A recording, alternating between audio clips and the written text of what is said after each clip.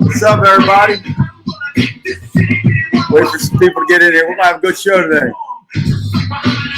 Here they come. We're going to put a little tribute out to George Foreman today. We're going to talk about Cain Velasquez getting 5 years. I'll break that down. And Gene Borello's situation and what happened with Jeff Nadeau. We're going to break all that down today. It's going to be a great show. And, you know, might smack some people, right? You never know.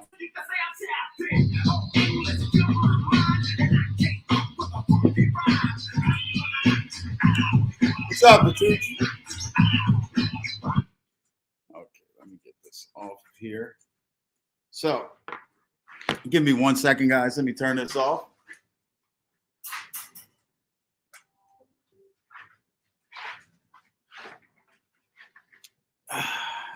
Let me say hi to everybody. Scott L, what's up? Michelle, hey, what's up, babe? The Tooch, what's going on? Joy, hey, what's going on? Carmine S, Brooklyn, always good to see you.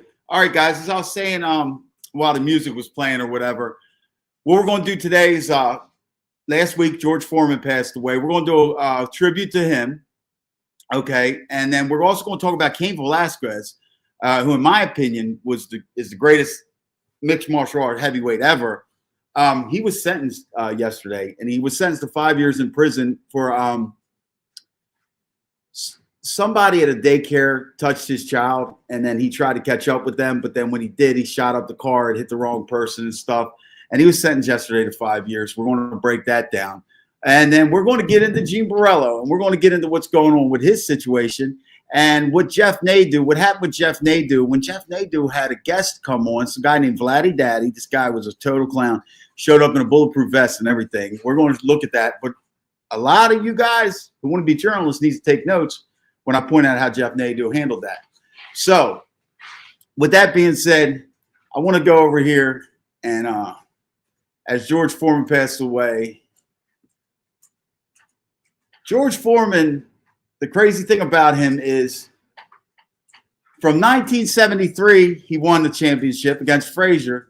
And then he did it again in 1994 when he was 45 years old against Michael Moore. Let me see this.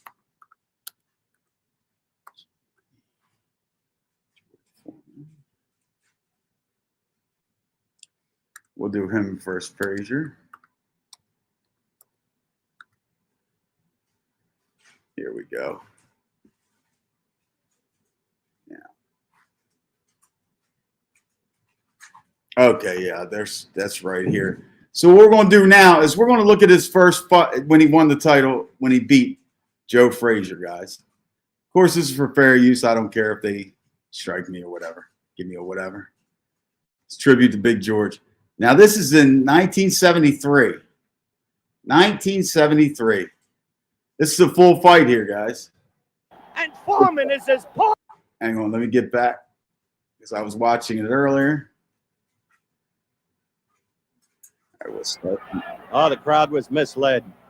When Joe fell back a little, there was a slip off balance.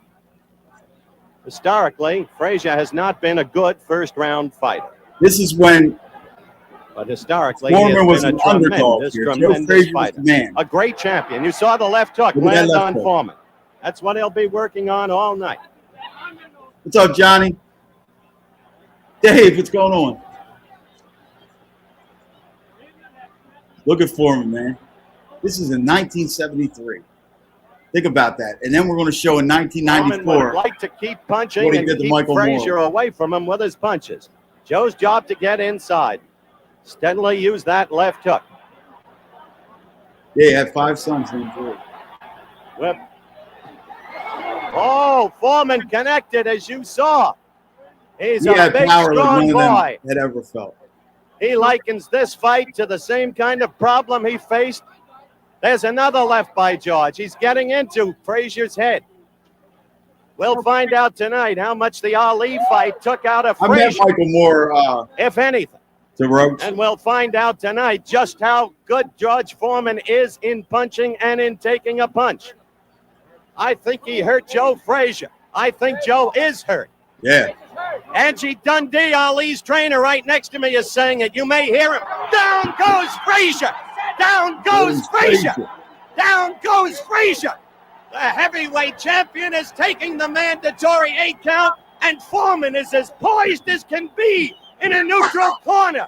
He is as poised as can be. We have a minute left in this first round, and already this fight is proving out what some have expected. Oh, that left is getting in there. They were scared to death of Big George. Underneath, Archie Moore is yelling to Foreman. They thought he was going to kill We've got Ali. the excitement here that we look for.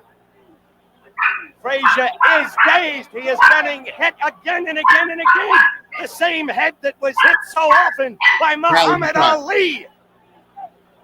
Frazier is dazed. You see the countdown for the first round. Foreman has not panicked.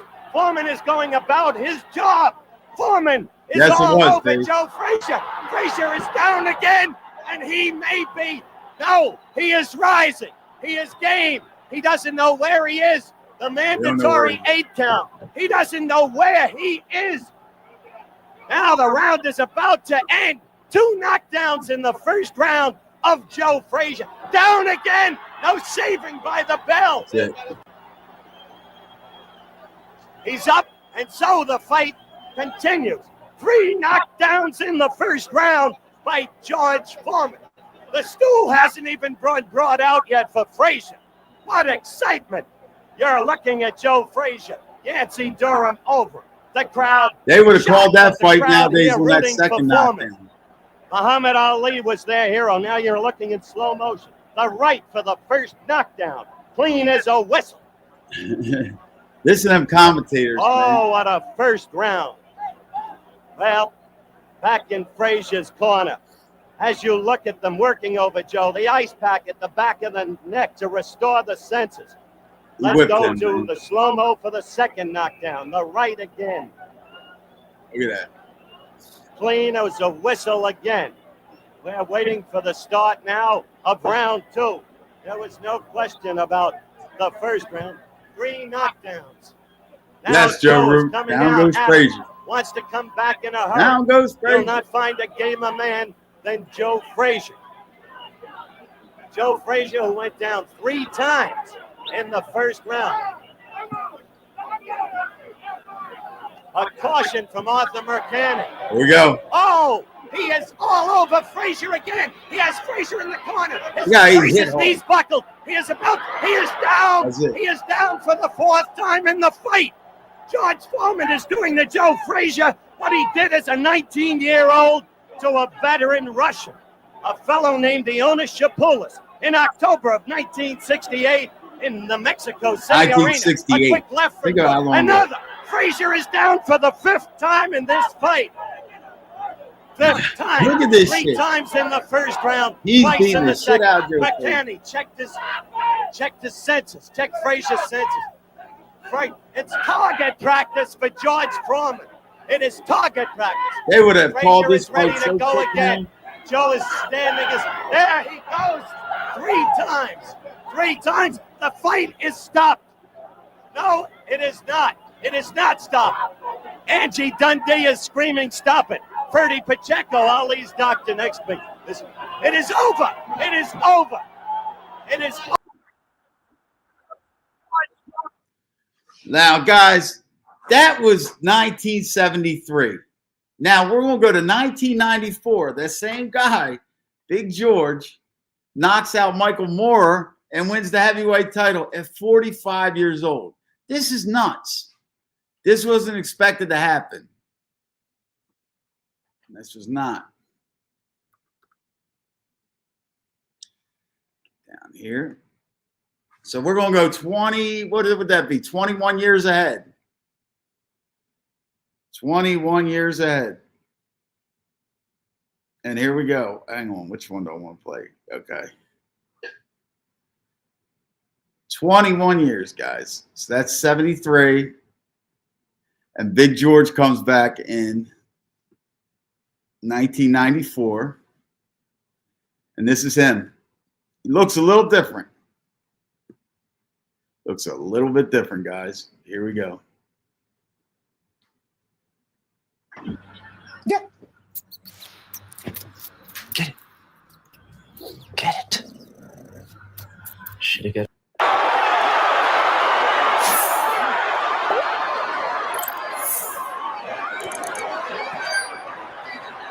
Now, Michael Moore had beat Evander Holyfield.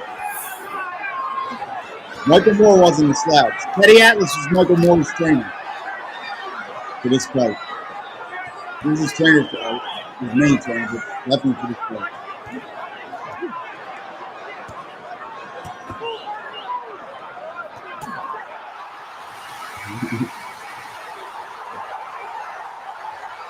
You see Big George put that little shot into the body before that. 7, 8, 9, 10.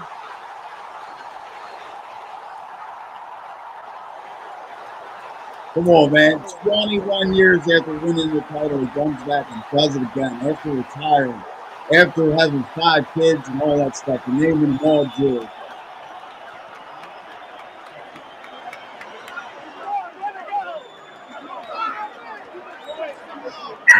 Look at this. Quiet, Cal.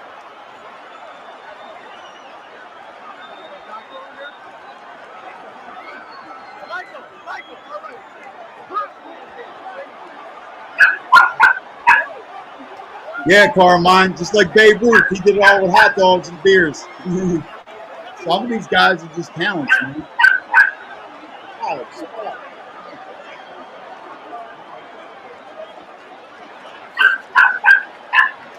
all right, let me get this.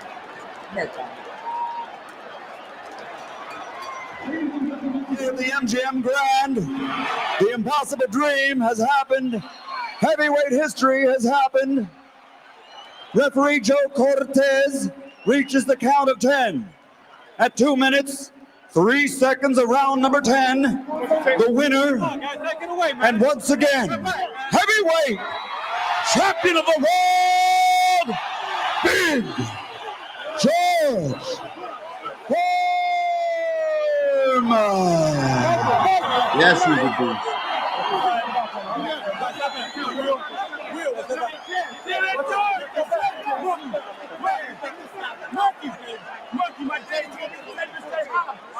Hey, with these comments about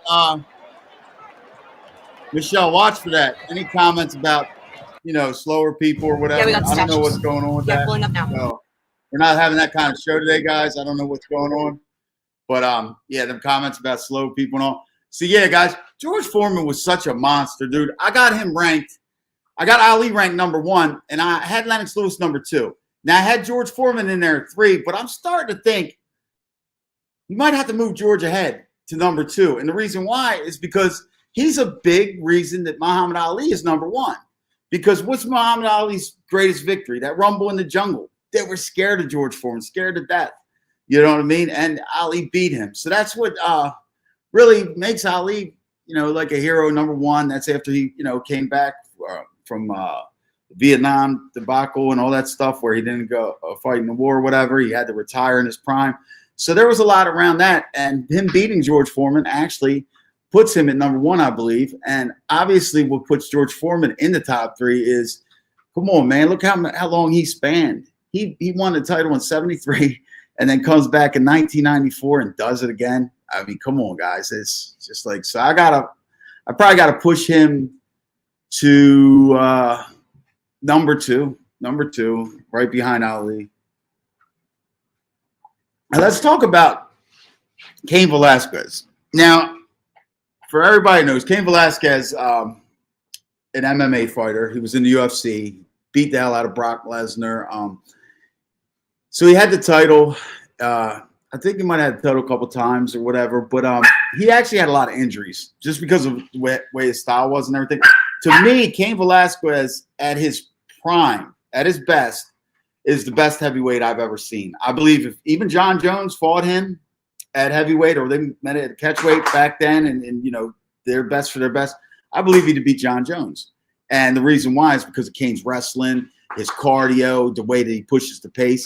I don't think that Jones would have been able to dictate the pace in that fight, and I think he would beat John Jones. But anyway, so what happened with him was a few years back, and he's in California, San Jose, California, I believe. They had an incident where his child was going to a daycare. Now, when he was going to the daycare, the woman owned, the woman's son, I guess, was an SO and touched Cain's kid. Now, Cain's kid came and told him. So Cain actually went out with a pistol to find this guy. And when he caught up with them, they got John Jones was on steroids. I think all of them are. But when Cain caught up with them, he shot into the car. He didn't hit the guy who did it, but I think he hit the guy's father or something. Now that guy's about to go. You think so, says who? You think he'd pick him apart with striking? I just don't. I really don't. I just don't, man. Just from the fights that I've seen with Jones. Jones depended a lot on his wrestling too. Now he did have them, you know, his knees and them kicks. He can kick like a mule. I gotta give him that. But all right.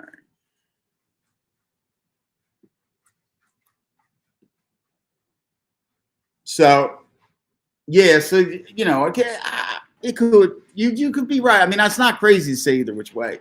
But I just believe that he would have took. I just believe his style and his cardio and his wrestling background. I think if Jones got in a little bit, like if he gets in a little bit of trouble with striking, Jones always relies on that wrestling. I think Cain could go pound for pound with him there.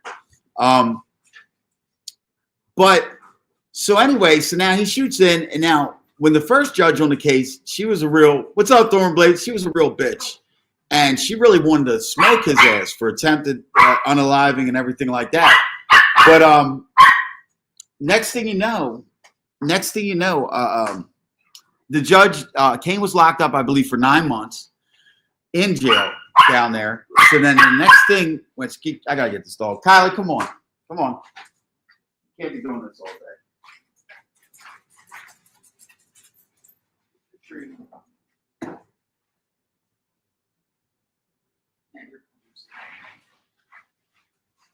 Look.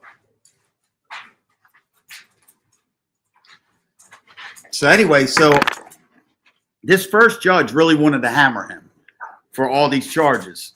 Now, obviously, I believe Cain was in the right.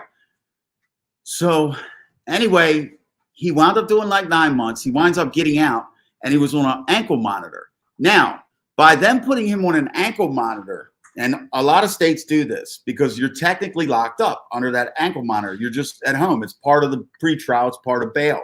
You're not convicted. And even when you are convicted, at the last end of your sentence, they'll put you under an ankle monitor, but you're still in the custody technically. So what they're doing is he was on the ankle monitor for a while, a few years. Okay. So they're counting that time and everything like that. And they're giving him that as actual time served, which they should. They 100% should. He is a hero, and I don't believe that he's going to do any significant amount of prison time. But he was sentenced to 5 years, and that had, you know, that's the judge was actually upset about having to sentence him to that because that was the lightest sentence he could give him. But you know, the prosecution, get this, was pushing for 30 years to life. They were actually pushing for that on him. I mean, come on now. I understand what happened. Nobody lost their life. It was just nuts. You know what I mean? What they were trying to do to Cain. But yeah, he became the first Mexican heavyweight champion in UFC. That's the night that he beat. That's when he beat Brock Lesnar, correct? When he smoked Brock Lesnar. That was terrible. That was terrible. He busted Brock Lesnar's ass. But yeah, then he lost to Junior Dos Santos. And then he came back and he beat Dos Santos twice. Cain was tough, man. He's a tough guy. Yes, 30 years to life. Think about that. 30 years to life they were pressing for, even though they know what the answers are, bro. That's crazy. And do you know who wanted to give him a lot of time? And thank God it got changed. A woman judge. It was a woman judge at first. And this lady, she was hell bent for him. She wouldn't let him out. Anything that his attorneys would put up, it was crazy. But listen, just like some of this shit gets wild. Just like we're about to talk about Gene Borello.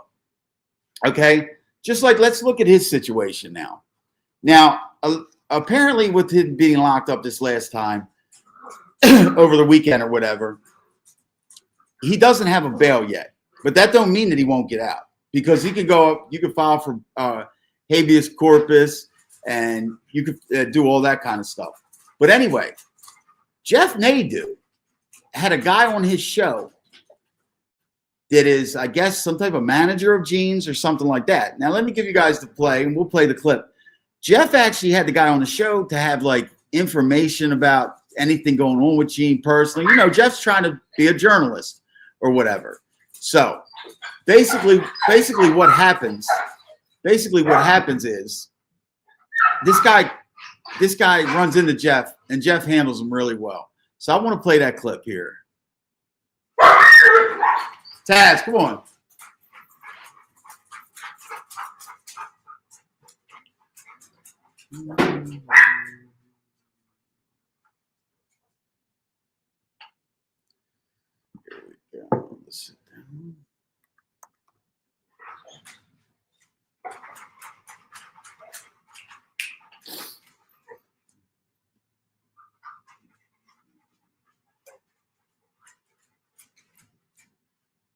Okay, here it is right here. Give me 1 second. I'm going to play this and show you guys how Jeff Nadeau handled this guy. This is very good on his part. And you journalists need, and I'm not taking a shot at none of you, you need to take notes. This is why Nadeau is the best, man, at what he does. Everybody be asking me, man, does the Bluetooth actually work? Bro. I also want to talk about an upcoming guest we're going to have one. We're going to have a comedian on. He's actually from Philly and Baltimore. What's up, everybody, and welcome in to another edition of The Sit Down. As always, if you enjoy this video, please make sure you hit that like button. Watch it. So, okay, here's what we know. A little bit of info. If you don't know, Friday night, late Friday night, okay, Gene was arrested. About to come on. Okay? He was not at a casino like some people have posted. Gene was at a nightclub. Okay, he was at a nightclub with certain individuals. Okay, we'll talk about Gene. They were there for a little bit of a party. In fact, yeah, Carmine. Now is I'm going to bring on. I think he'll get it. This guy who we'll talk about Gene's manager. Let's bring him on now. Vlad, what's going on? What's happening, guy? How you been? How you doing? He's wearing a bulletproof vest. Oh, it's just weight. I'm trying to lose a little weight. You know what I mean? I'm fat. I gained 30 pounds. Roy Jones wants me to lose weight. So hang on, I'm trying to I'm sure that's a concern of Roy Jones. All right, all good. I want to ask you some questions. So let me know when you're ready. Yeah. All right, hold tight. Hang tight. Hold tight. All right, setting up this little camera. All right, I haven't done one of these in a while, but I've done them before. All right. This is an insane getup by you, by the way. Jeff calls him out. Coming on there with a bulletproof vest. So tell me, who exactly are you, and how do you know Andres? That's a wannabe. Well, my name is Vlad. You don't get your full name, just your name. Yeah, okay. Well, my fans call me Vladdy Daddy. I was born in Moscow, Russia, when the Soviet Union collapsed. Through a government program, my father and mother, we, ended up in Boston in '92. If you look at those dates, they're kind of coincidental. Grew up in Boston my whole life. Moved to Jacksonville, Florida 10 years ago. Went through a horrible divorce a couple of years ago. My father passed away. Long story short, ran into the only one, Gene Borello, in Tampa, Florida a few years ago, and we were instantly connected right away. So you have kind of taken him under your wing, if you will. You're going to try to maybe help him out a little bit. You introduced him to Roy Jones. Is that correct? Absolutely correct. And here's the deal. Both of us, are really good at certain things. I'm matriculated at Worcester Polytech. I consider myself, a computer genius, if you will. So that's my realm. And, Uncle Gino, has his, things that he's very, very good at. So when we work together and streamline, we're a very effective unit. Philly Mike. So let me ask you, tell me about what happened Friday night, because you were with Gene. What exactly went on? What were you doing? Where were you? What were you guys up to?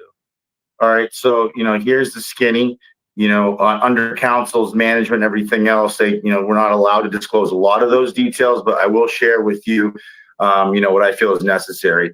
So like I said, yes, we went over to Roy's house a week or two ago.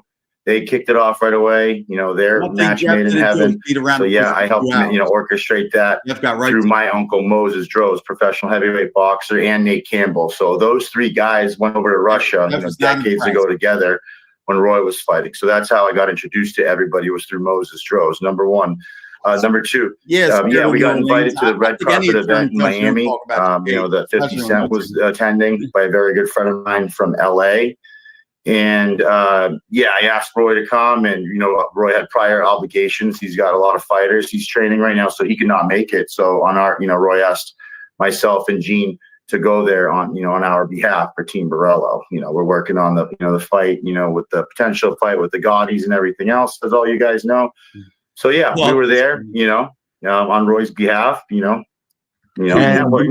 if you will. And U.S. Marshals came and picked Gene up. Do you know what that was about? Why they picked him up? How did it happen? Did he just walk in and take him out? We saw. Well, who said it was the U.S. Marshals? From what I understand, I have it on good authority. It was the U.S. Marshals, but no, it was not the U.S. Marshals. It was Miami-Dade. Okay. So, do you know when Gene's going to be getting out? I do not. Do you have an idea? He actually may be out right now. I'm actually, not really not allowed to talk about it at this point. Well, then what are we doing here, Vlad? I thought you were going to come on here and give us some skinny. What's going on here? Well, I have, like I said, I've talked to the family, and under the counsel of the attorney, that's kind of what I'm here to discuss. I'm here to talk about the positive things, Jeff. Because I don't like to look at the negative things and everything else. The matter is, Vlad, there's not a lot of positive things going on right now. So, well, I understand that, and for the people that truly know Gene, they know that he's a good soul, and they know that, and that's why he has a strong base, and that's why I fight to the living hell for him on his behalf, because he is a good soul, and people that really know the guy, they know that. Well, I do want to address some comments. People are saying Gene was posting on Instagram earlier. That's not Gene. We know that Gene is currently in jail. Okay. He's not out. Okay. Okay. Whoever's posting on his account. I guess I'll ask, what do you want to tell us about Gene's situation? That, it's all under control, and we look forward to amazing things coming, next. Okay. But again, there are some pretty bad charges against him. Right? At the same time, there's been murder charges that other people have beaten and everything else. That is all allegedly, and until proven guilty in the court of law, as you know, that's all bullshit. Okay. Well, here's what we'll do then. You let us know when Gene comes out. I was trying to get some info from you on it, but it doesn't seem like you want to share anything. Under strict orders from counsel and the family, Jeff, I'm being very forthright with you. You know that I'm a forthright, candid person. I'm not, willing to share that information. I'm here to talk about the positive things, the upcoming boxing match potentially, the upcoming HBO series, stuff like that. But as soon as I talk to him in person, blah blah blah, you will be the first call. Okay. Well, I appreciate that. Is that fair? Sure. Absolutely. Well, let us know. Mark, okay. Let me know. All right. You were the first person to know. Thank you. Absolutely. And I appreciate you and everything that you do for this platform, because at the end of the day, you are also an amazing person. Thank you, Vlad. That's very nice of you. And I mean that from the bottom of my heart. You can tell, through the conviction of my voice that I mean that shit. Okay. Yeah. And I appreciate that. You're very nice about that. And I was hoping you were going to come on and give us a little bit of info, but if now you're saying that counsel's telling you not to say anything, no issue. Well, at the same time, Jeff, like a good book, I have to throw a cliffhanger at you in the audience. Yeah, but we're not here to do cliffhangers, Vlad. We're here to put information out. And the truth of the matter is, there are some levied accusations here. And this is not the first time Gene has been arrested. He's been arrested several times. I totally agree with you there. Okay. Yeah. So we're just trying to get some info here. I guess we'll wait for him to come out and go from there. You are the first person, you and your viewership, have the rights to that, along with a very good friend of mine, Matt Cox. So you are the top two, in my book. Yeah. Thank you, Vlad. I'll talk to you soon. All right. God bless all of you, and thank you for watching, and thank you for supporting Jeff. Thank you very much. Thanks, brother. Appreciate Bye, it. guys. Take the first. Now, guys, as you've seen right there, no, Jeff's not a bigger sucker than James Proctor. Let me tell you why. Because these guys that are journalists or trying to be journalists, now I'm not taking a knock at any of them. Not taking a knock at any of them. But here's the deal. Here's what they would have done, a few of the other ones. Okay? Give me 1 second. Come on, Kyle. You are. All right. Go play. All right. Yeah. There we go.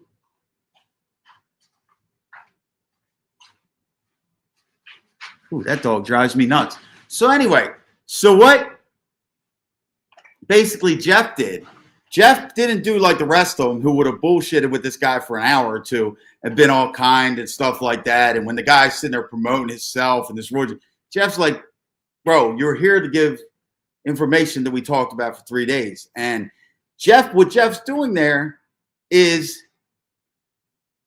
his audience is he's adhering to them, because he sat here and told his audience this guy's going to come on and do this. And Jeff basically explained to his audience that the guy was off, that the guy was a jerk off. He was supposed to be on there for something else.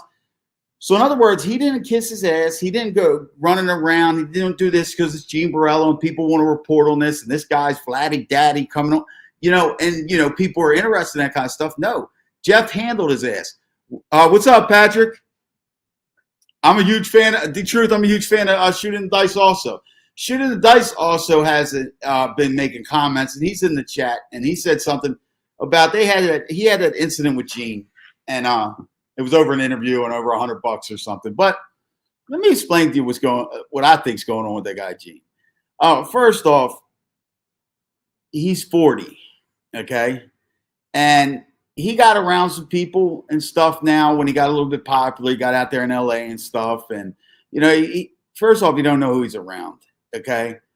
And what I mean by that is his situation is different. Look, this little dumb shit isn't that bad. It isn't that bad. Like when you look at it, like from a criminal aspect, a little assault charge, little this and that. This probably ain't going to be no prison time. You'll be out on bail and stuff. But that's a fucking hindrance. Because now you got to pay for attorneys. Just that little bit of trouble I got into a couple years ago when somebody stole my money, that cost me $24,000. I had to pay from behind bars just because to get a quick court date. And I still had to sit in jail for 4 months. You know what I mean? So there's going to be shit like that. Then there's going to be ankle monitors. Then you might deal with this case for the next year and a half. I mean, that's just a hindrance in life. He can't stay out of toxic situations. That's just the whole thing for it. Now, I've seen a lot of that. Look. When I was bouncing, me and him would have fought.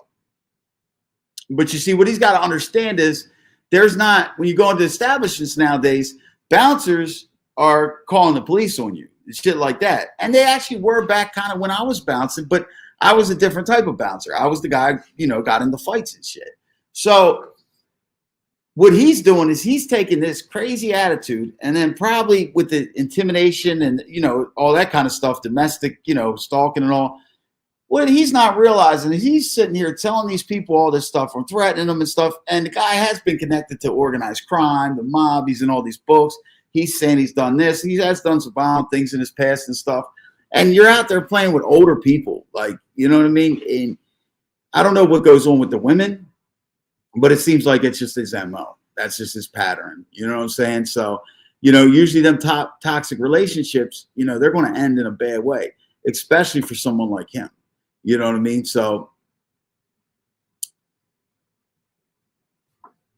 right. Trent, listen, that guy was doing that clout chasing shit so bad. Like, come on. No, I've never thrown him out head first, open the door, but I got some big fights in them when I was bouncing. I got my orbital bone cracked. You know what I mean? There was some big shit.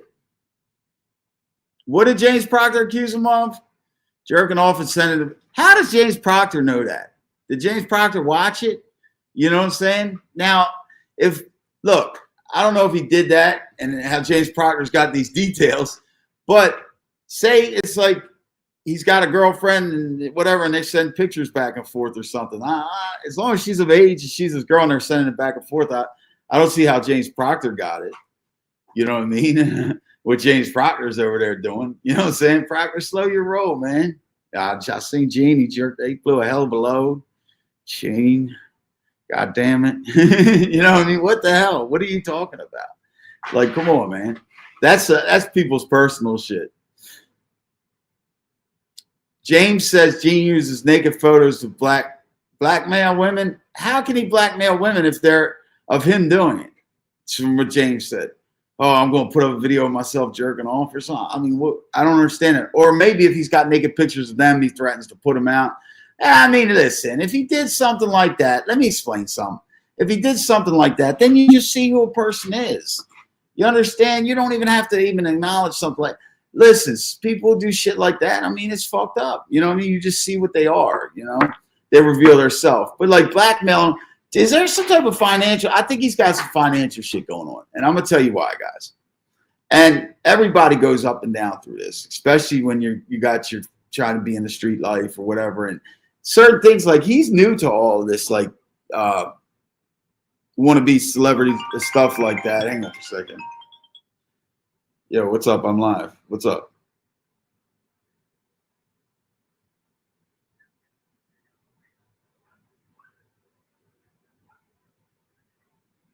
Oh, yeah, cool. All right. So anyway, basically the whole thing going on is like with him and these women. It's just, it's too much. You know what I mean? James Proctor knows John Gotti's stepdaughter. I don't know. What are you talking about? That girl that John Gotti had by another lady or something, they say, or whatever. But yeah, well, like, listen, that's what kind of hurts some people, though. And that's not nothing about James and James. I like James. James does good. He does good stuff, too. He don't do bad. I'm not saying James does bad. James does really good. You know, I watch James stuff. But, like, James does, he is biased. He is biased. You know what I'm saying? And, yeah. Well, yeah, a lot of people, I'm not going to say that's why he hates Gene. A lot of people hate Gene. You know what I mean? A lot of people like Gene. But like getting to Gene, back to Gene, what happened with him is this. This was all new to him. So he gets out there in LA, gets around these people. Now they're spending big money all around him. They're playing Keeping Up with the Joneses. So now the money's coming in with him. He's doing it, boom, boom, boom, boom. And not realizing that this money comes in, it goes like that. You know what I'm saying? So you got to like budget that. You know what I mean? Just because you made 30 grand in a week, don't mean you're going to make that every week. You know what I mean? You might go 52 weeks without making $1. You know, you got to remember that. So I think everybody falls into that. I think that's what he's going through right now with the financial situation. Because I did see him come lurk. If you follow what he does, he has been popping up back around on MobTube. He's been on Loomis's show. You know, he's been trying to stir up a little bit of controversy. I think that's what his play is. And now with the Roy Jones and the John Gotti thing, I think that's kind of a one-sided thing. I don't think that Gotti III has talked about boxing to anybody, you know what I mean, since he was in there with Mayweather. I mean, and you got to look at his situation career-wise. Okay, now if he's back into Gotti III was good at MMA. He was good. He was actually good. So if he's back into training for that, maybe getting a little on with his career with that, I don't know. Maybe he just got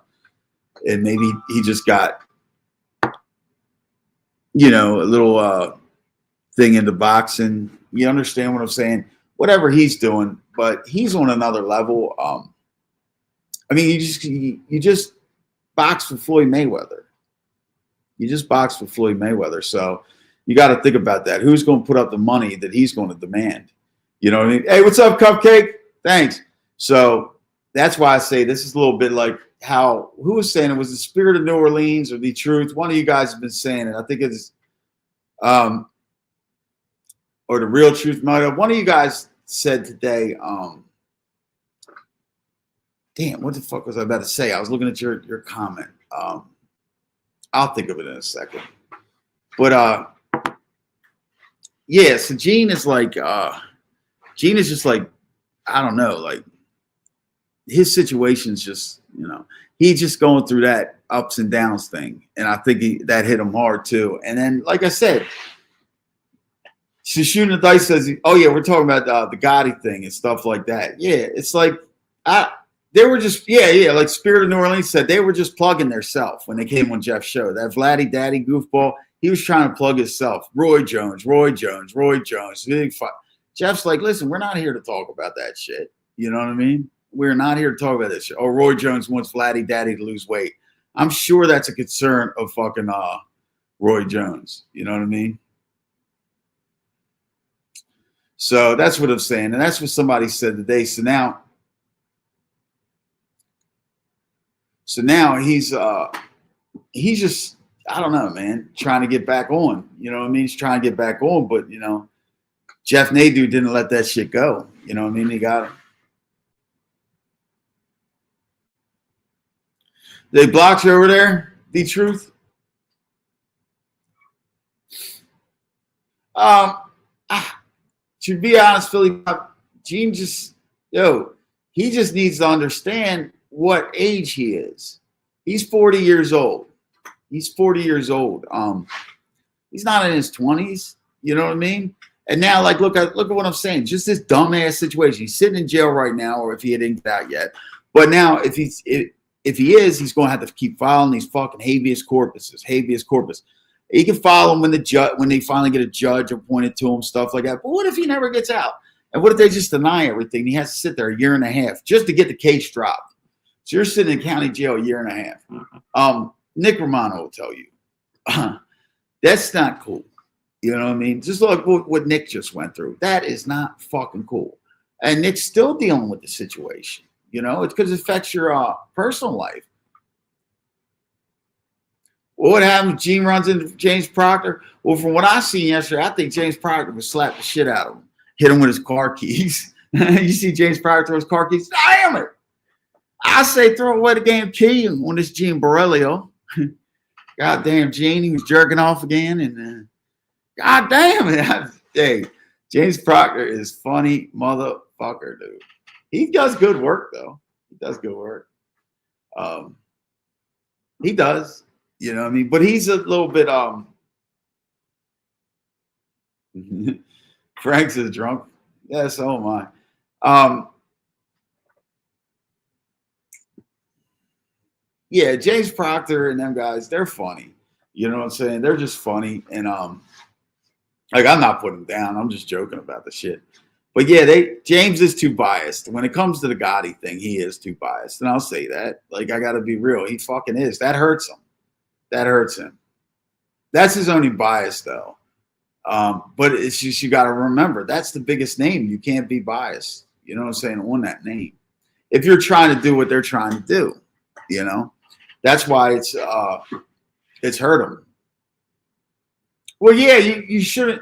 But see, listen, James is not coming out lying. He's not lying. He's putting out things favorable. Just say that. He's not coming out lying and stuff like that. I wouldn't say not to trust James. I trust James. I watch his shit, man. When he talks about a lot of his shit, I like his show. I like how he presents himself. And I like laughing at him too because he's funny and shit. He's funny looking. He's like so white. You know what I mean? That dude looks like he's dead. You know what I'm saying? But he still does his thing. Yeah, you know what, Trent? I might shoot up there. Yeah, Joey's opening his cheesesteak spot Saturday. Yeah, I was talking to somebody. I might shoot up there, man. Yeah, so Saturday. So I won't do it. If I do that, I won't do a Friday late show. You know what I mean? But yeah, these guys, James is a good dude, but like he's funny to make fun of. But Jeff Nadeau, I think is probably the best. But even Jeff gets off track. Jeff will get off track. He got biased for a period against the Gottis. And I think that hurt him a little bit, honestly. But he knows the ins and outs of the game.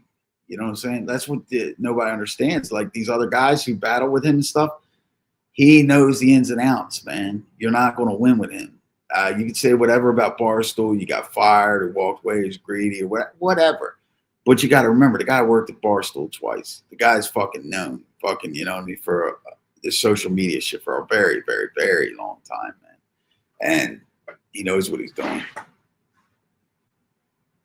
Best content creator in what genre? The Mob Tube, I would say it's Jeff. Prison, I would say Chad Marks. Yeah, I might go up there.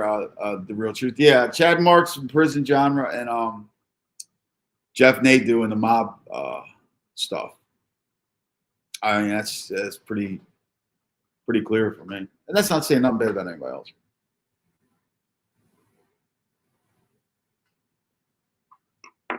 Yeah, I seen that interview with Vlad that Joey did.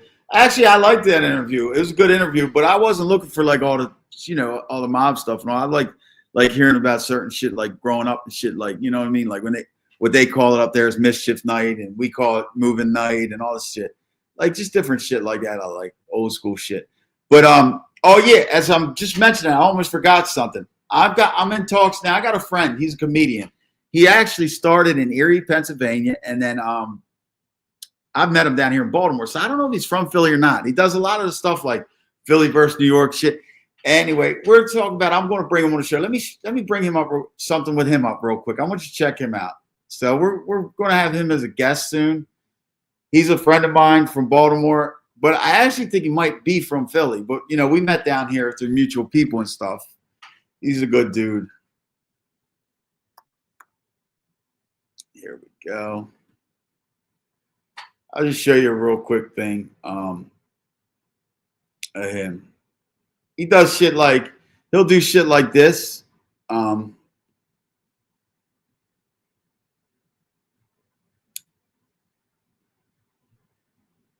This is like a little thing, Philly versus Baltimore. He's got New York versus Baltimore, this type of stuff. Yo, boy, what's goody? Yo, what it do? Fuck ass dummy. Yo, dummy. Yo, what you call me that for? Yo, where I'm from, we call everybody dummy. Dummy. He's making fun of Baltimore. So don't be stupid. What is you talking about, yo? Oh, Nizzo, y'all drawing. That's how the Philly type of games, cuz. Damn, yo. Who ate all my honey cheese curls, yo? Y'all some whores around here. Yo, he called me dummy again. He gonna have to give me a box, real rap. Dummy. So he's also done stand-up. That's a friend of mine that's going to come on the show. Hang on. I'll do another one of his. I'll show you. He did a stand-up in Philadelphia, actually. So this tells a little bit about it. We'll play that. This was in Philadelphia, and the guy introduces him and tells you about him. But he's a – hang on. Here we go. This videos.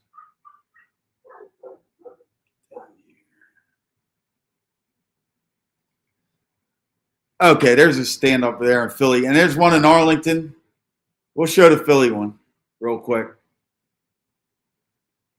I'm gonna show you guys the Philly one, just get you to know a little bit about Omar. This is his page, Hilarious Omar.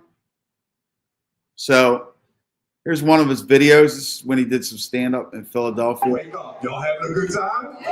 Y'all having a good time?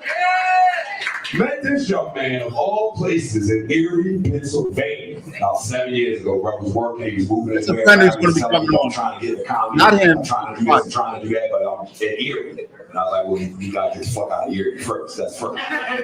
So he moved on. He went to Baltimore. He started putting together some things. And he started doing the videos, and one of them went viral. Philly boys be like, it's hilarious. The one I posted this week for promo was funny as shit to me. The Philly boy GPS. Anyway, he's parlayed some of these things that he's doing in comedy into being one of the premier comics coming out of Baltimore now. I need y'all to start clapping right now. Start clapping right now. Start clapping right now. For my man, Hilarious Omar, a.k.a. Omar Terrell.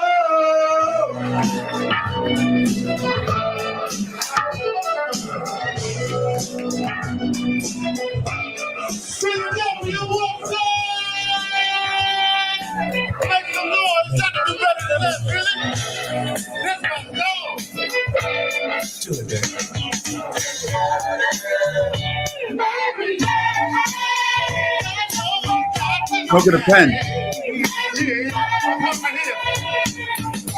I'm in love with Mary Jane. She's my main thing.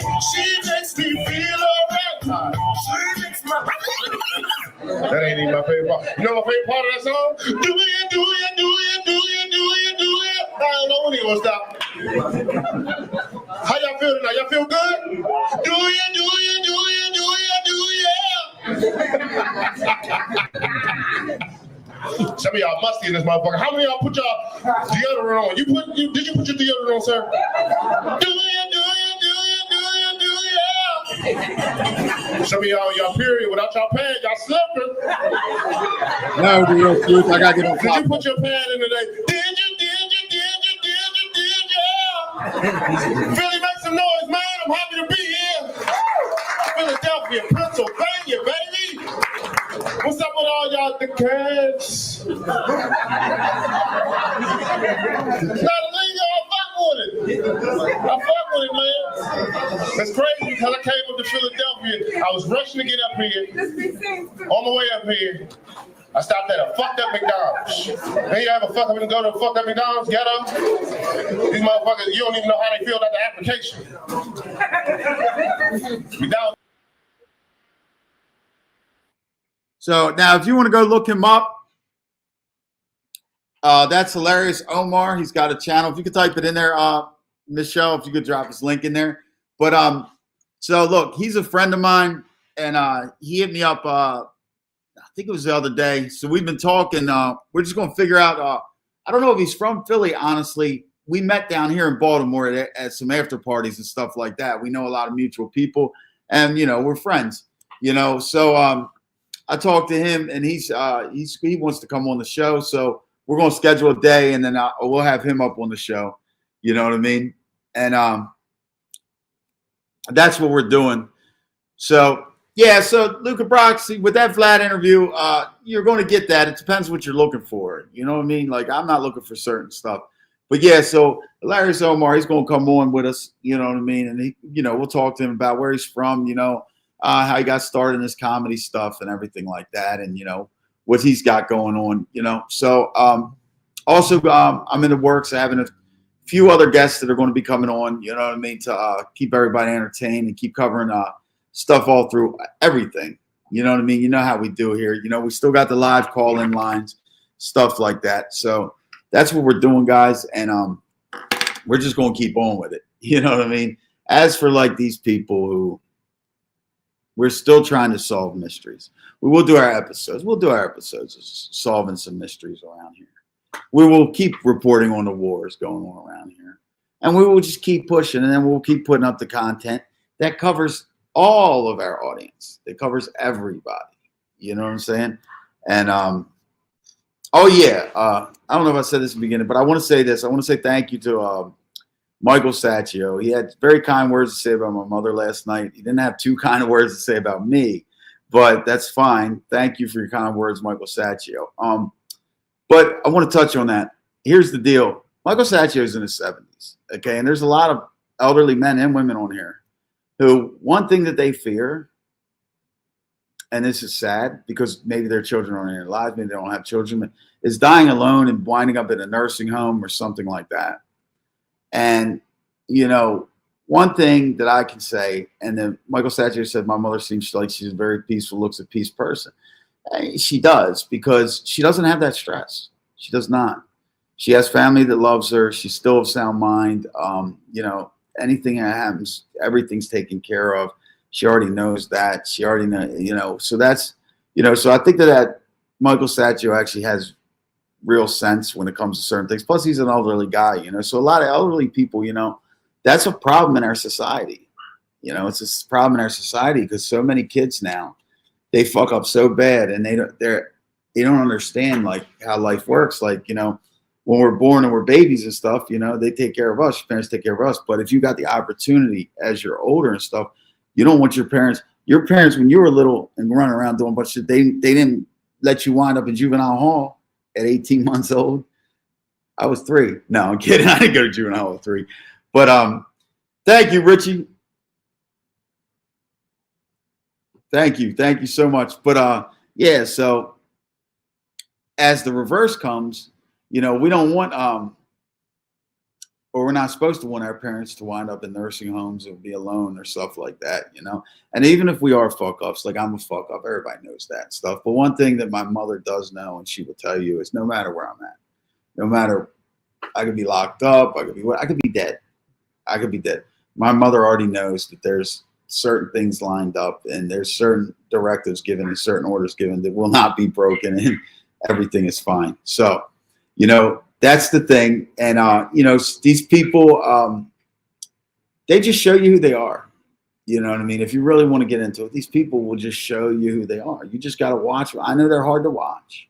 And I'm not into the stuff that they talk about and all. And, some of them want to tell stories that they're, mobsters or whatever, when they could just tell a story about who they really were. And it's actually more interesting. But, and then you got the other parts that are just, just the lowest degraded. You can just watch it come out of them. You just shut up and sit back. Look, they can't stop it. The sexual deviances. Always.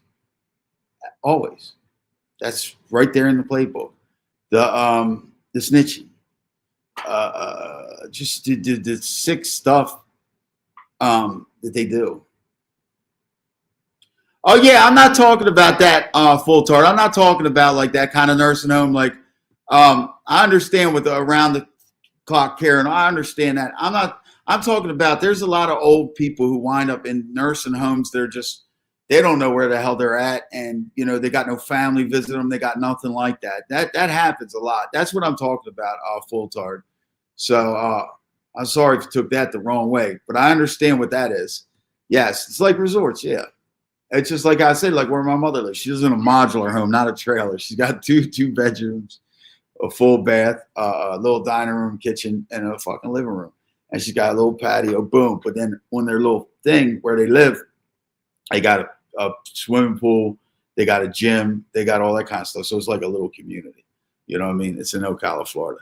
So, yeah, so that's why, that's what I meant though, full tart. I'm not talking about people where they got to have the round the clock care and all that kind of stuff. But yeah, like I was saying, these people, they just show you who they are, and they get their sexual deviances come out, as we've seen. You don't even got to say nothing. You can warn them. You can be like, hey, I bet you do sexual deviant stuff next show. I bet you do it. $1,000. They still do it. They can't help it. It's just taking them over. It's something in them. I don't know. But yeah, so we put on a great show. There's no denying that. And we cover all topics and we just break it down the realest. You know what I mean? So, they can keep on watching. They can keep being fans and they can say what they want. But we all see who the scum are. They just reveal themselves, man. It just does it. It does it every time. And, and the frauds and all that kind of stuff. And the people who need to chase clout and attach their names to certain things and stuff like that. Michael Sacchio, you didn't say good things about me. So, no, but like I said, thank you again, Michael Sacchio. No, it's not really Michael Sacchio, the real Michael Sacchio or whatever. We're still going to make jokes about you, though. We're still going to have call-ins about you. He's a good Catholic boy. What did he call me last night? He said, and everything, that moron. He's talking about me, calling me moron. That fucking moron. I was laughing. Jesus Christ. All right, guys. We've been on for our hour or whatever. I'm wrapping up. It's a nice day. I'm fuck with the dogs or whatever. I hope everybody has a great rest of their day. We'll be on tomorrow. I don't know what topics we'll do, but and we'll do something tonight this week. You know what I mean? So thank you guys for stopping in. Thank you for the support. Make sure you hit that like button on the way out if you didn't hit it on the way in. And we're going to show these people. All right, thank you for donating.